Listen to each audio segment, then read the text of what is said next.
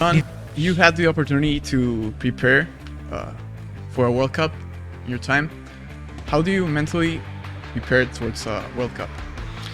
Well, I think many things actually, because it's the end of the season a lot of the time. So as it gets to the end of the season, you're kind of cautious and worrying about, you want to stay fit, you want to make sure you stay in top condition.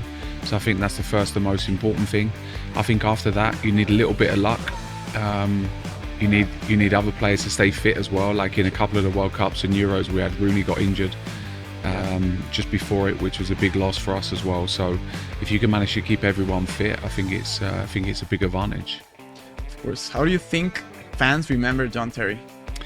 Well, I'd like to think they remember me as someone who was very passionate and a good defender, someone who played with their heart on their sleeve, and I've certainly done that for both Chelsea and England. So very lucky to have the career I had. I didn't have too many injuries, but I think if a supporter had the opportunity to play on the pitch, I think they would have liked to have played like me.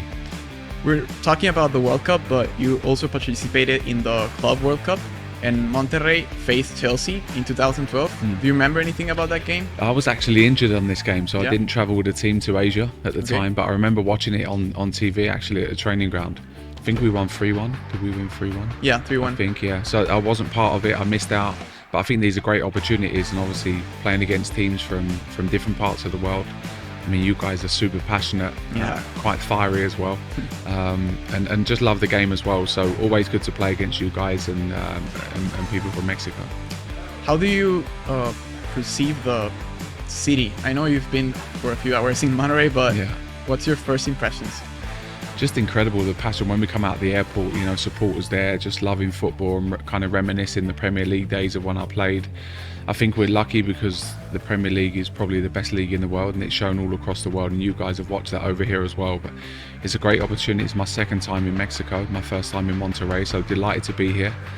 I'm a little bit jet lagged. I was up at 3 o'clock this morning, but I'm hoping to see more of the city as well, and I think more importantly to put on a show for the supporters that are coming out and coming out to see the ex-legends play the game.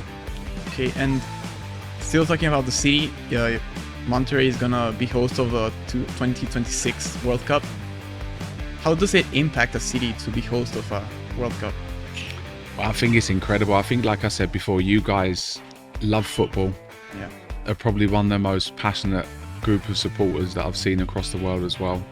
And I think the lift it can give your team as well will be incredible. So I think with obviously the quality of players you have, the stadiums, the infrastructure can have a big influence on the people, not only the football players but the actual whole city. And I think it's amazing. I think it will galvanise everybody.